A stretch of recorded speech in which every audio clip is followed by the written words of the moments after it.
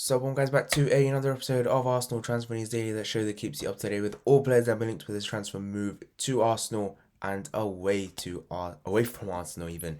And today we have some huge news concerning Alexander Zinchenko, and amongst that a potential new contract for Bukayo Saka, new centre backs linked, and a highly talented youngster leaves the club. So first, Alexander Zinchenko. Now, the last time I talked about him was a day ago, and since then there have been huge developments in the deal, in a potential deal for Alexander Zinchenko. Now, it has been reported that Arsenal wanted to close this deal properly. I'm going to read out what Fabrizio Romano has put out because, as we know, he's the most popular out there. Not the most popular and the most respected and most knowledgeable. Arsenal are now discussing personal terms with Alexander Zinchenko as negotiations with Manchester City are progressing well. Arsenal want to be fast on this deal. Arteta is pushing, work in progress. Now, this is closing towards a deal for Alexander Zinchenko. Arteta and Arsenal do want him. Arteta wants to reunite with Alexander Zinchenko, having worked with the player at his time at Manchester City. There is a photo of that on my community if you guys want to check that one out. And along with that, Zinchenko is open to moving to Arsenal, as it looks like that Manchester City want Marc Cucurella from Brighton to replace him at left back. It seems like Zinchenko won't just be an option for left back, as well as this, he will also be an option in the midfield. Now, whether Arteta is intending on primarily using him as a midfielder or a backup left back remains to be unseen, but I feel like the versatility that he provides for us is decent and he's a pretty good player. And for the price that we are looking at will be around 30 to 35 million pounds, which I think, taking all things account, is probably fair. Some may say it's a tad over. I think anything more than that is overpaying, but I think 30 to 35 seems about right to me. For a player that's playing for the Premier League champions, I think still has more than around 2 to 3 years left on his deal still.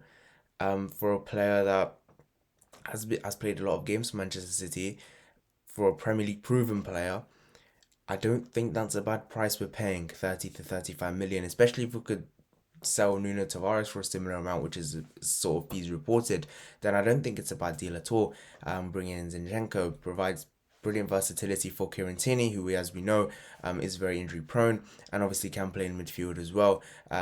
He could probably partner Thomas Partey, or he can also play a bit further forward if we need him to. So he is a versatile player and a unique player in that way as well. We don't really get fullbacks who can also play in midfield, who have played in midfield. You know, people say Trent can, but he doesn't actually play in midfield.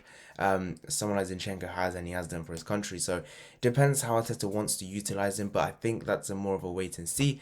But it's a deal that I'm really for, to bring Zinchenko in, and it's a good signing. It's a good signing, but we need to do more than that, obviously. I.e., bring in a proper midfielder like Yuri Tielemans, which could very much happen. But overall, with the signing of Alexander Zinchenko, I'm very happy with that, and I've got no problems with it whatsoever. And hopefully we do sign him and wrap it up quickly, because our preseason is now on the way. We are playing Everton on Sunday night, Monday morning, i.e., I think it's Saturday night, Sunday morning. But look, he is a player that Man City, he's done well for Man City. He's done all right for them, and I think would come well for us as well, since Arteta already knows the player. But is Arteta signing his own players, Edu signing his own guys. It's kind of a mixed interest, a bit dodgy, but I think it's pretty much expected, to be honest. Especially when they're not as experienced in their jobs. It's kind of known. But the next bit of news I would like to talk about is on Bukayo Saka. Now, look, as we all know, he has, I think it's 2 years left on his deal at the moment. And for Bukayo Saka, Fabrizio Romano also put an update out there, which I'm going to read out now. Bukayo Saka's contract extension has always been a priority for Arsenal. Talks are still ongoing with his agent in order to reach a full agreement on a long-term deal. Saka is currently happy with the Arsenal project and discussing on salary details. Now, it has to be said, at the moment, Saka isn't actually earning a lot. I think it's 25 to 30,000 pounds. In comparison, he's earning similar to what Alex Runason is earning. So he definitely does need a pay rise, a significant one that be it. But to be fair, we have let go of a lot of players recently in the last 6 months for big wages. So I think we have freed up a lot of wage budget for him to be able to sign a bigger contract, a more substantial contract at Arsenal. Because obviously Lacazette's left, he was a top earner, around 180,000, I believe it was, along with Aubameyang, for around 380, which was. So I think that will help free up wages for Saka.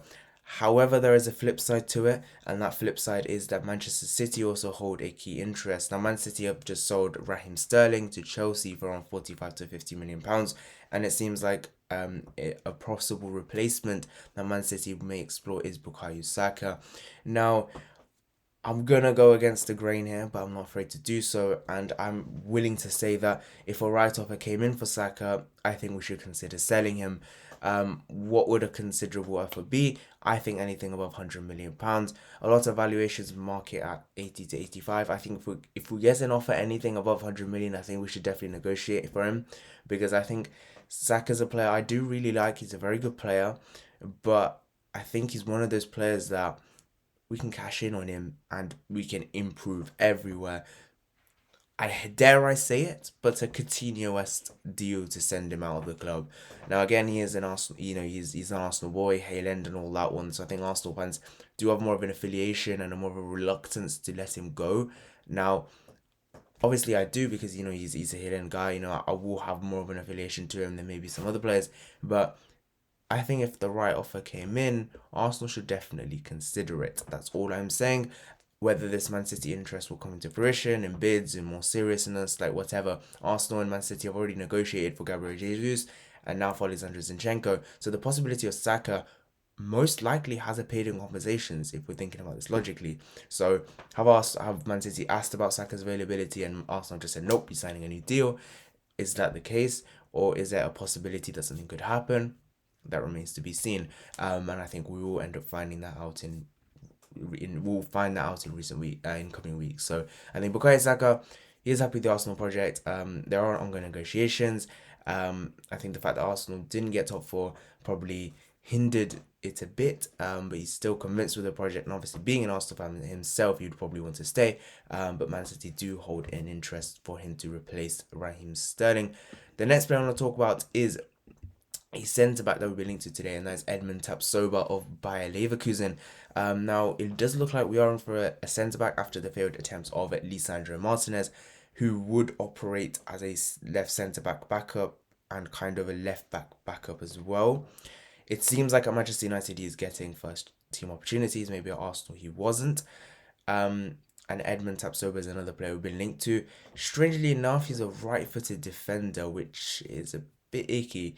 Is he still gonna be a backup to Gabriel? Is Rob Holding leaving? Is Because we've still got Ben White, Saliba, and Holding, who are all right-sided centre backs. So, and at the moment, our left-sided centre backs consist of Gabriel and Pablo Mari. So, I think this doesn't have much substance to it or fruition to it. I don't think it will, unless we sell one of Saliba or Holding, which at the moment seems very unlikely, because Saliba has come out in an interview and said he's going to stay at Arsenal, blah, blah, blah. So I think I'm very excited to see that, obviously.